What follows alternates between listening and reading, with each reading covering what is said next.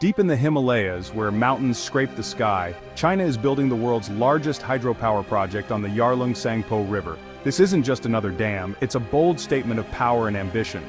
The site, the Great Bend, is both breathtaking and strategic, where the river carves a massive canyon before turning south into India.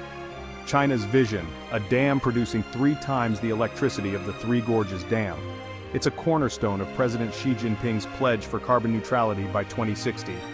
But this green ambition unfolds in a politically sensitive, earthquake-prone region, right by the disputed border with India. For China's neighbors, the project raises urgent questions about security and survival. The Yarlung Tsangpo, Brahmaputra in India, Jamuna in Bangladesh, is a transboundary river, a shared inheritance.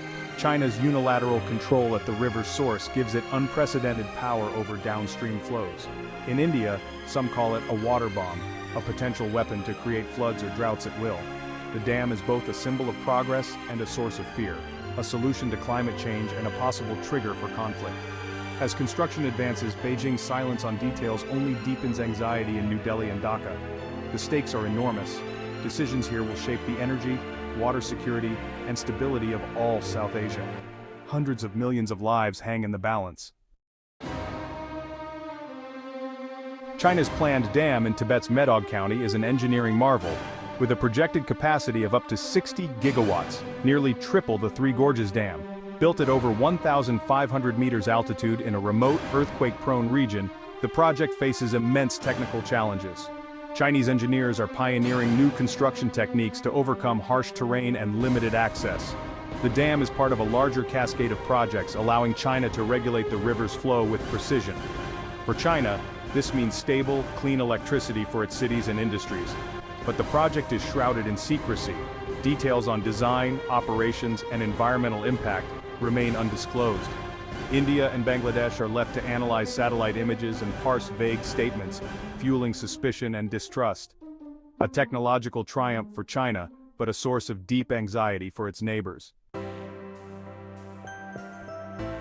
The Yarlung Tsangpo is a sacred artery, nourishing cultures and economies across Tibet, India, and Bangladesh.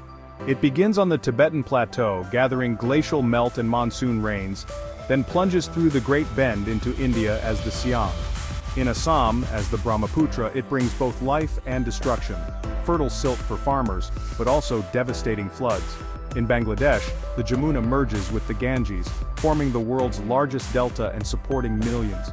Any change in the river's flow or sediment, upstream or down, can have catastrophic consequences for food security and survival.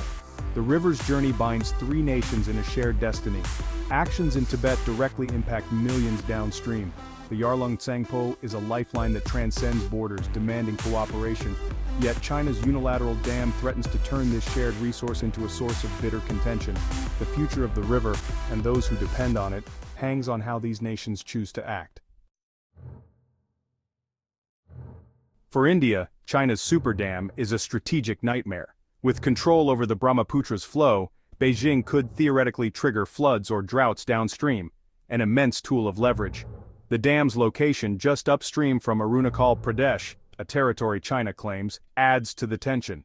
Infrastructure around the dam strengthens China's position along the disputed border. India sees the dam as a permanent strategic asset for China, altering the region's security balance. Environmental concerns are grave. The dam could trap vital silt, threatening Assam's agriculture and unique river ecosystems. India's anxiety is fueled by China's lack of transparency. There's no formal water-sharing treaty, and data sharing has been suspended during past disputes. Without reliable information, India is left guessing, unable to manage its own water resources effectively. The dam is more than an energy project. It's a flashpoint in a high-stakes rivalry. The Yarlung Tsangpo Dam controversy is rooted in decades of mistrust between India and China. Their unresolved border dispute, marked by war in 1962 and recent clashes, colors every move. China's previous smaller dams on the river already alarmed India, but this mega dam is a game-changer. Past incidents, like China withholding flood data during the 2017 Doklam standoff, have eroded trust. No binding water-sharing treaty exists, only fragile memorandums that lack enforcement.